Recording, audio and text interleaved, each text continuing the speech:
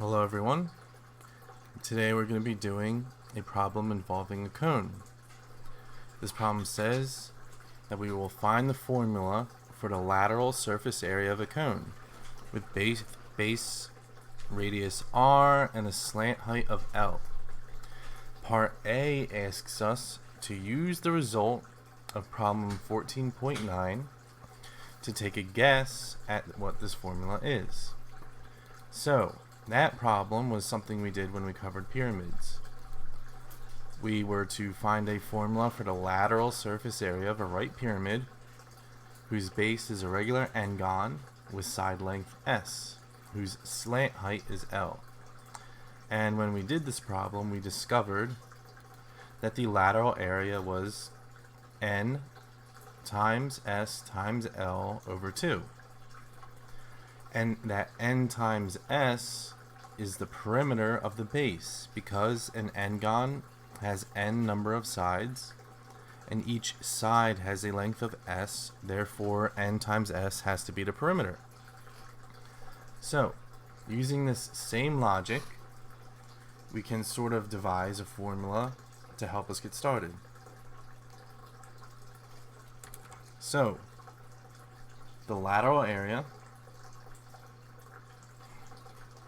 if we were to use the same logic, would involve the perimeter of our base. Our base is a circle, therefore the perimeter is its circumference, and its circumference would be 2 pi r.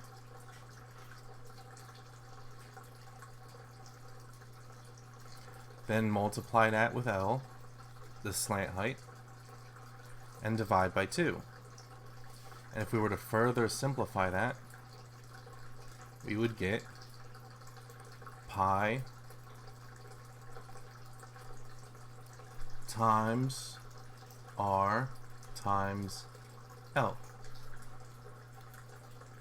So let's see if we can actually prove that. So part B asks us to let A be the vertex of this cone and B a point on the circumference. Suppose we cut the curved surface along AB and then unrolled it into a flat figure. What form would this figure be? And in class we discovered that if we did do that, it would be this partial circle shown below.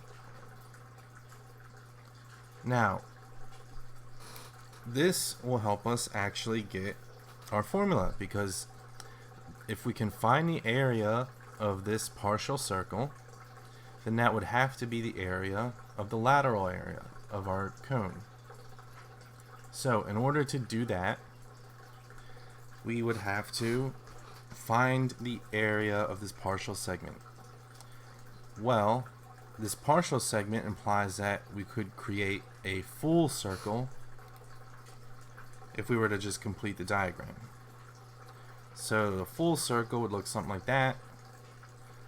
And I know the area to that full circle is pi times the radius squared, and the radius in this case is L. So it would be pi L squared.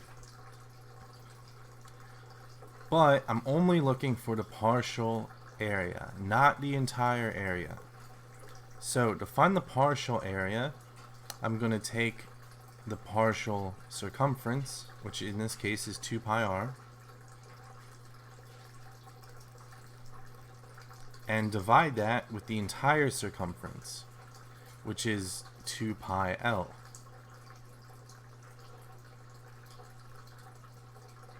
And if I were to shorten this to abbreviate it, it would just become r over L.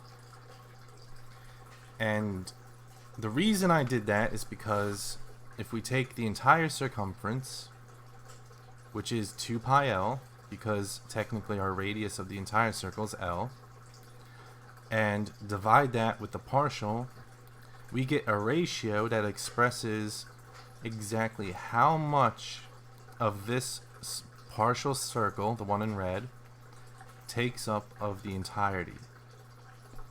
And then we get that ratio is equivalent to r over L.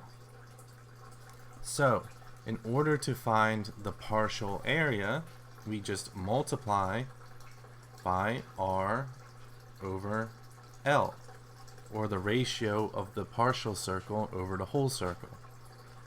And if we reduce that down, L over L will cancel out, and we have pi times R times L, which is the exact same formula we devised in part A, therefore confirming our results.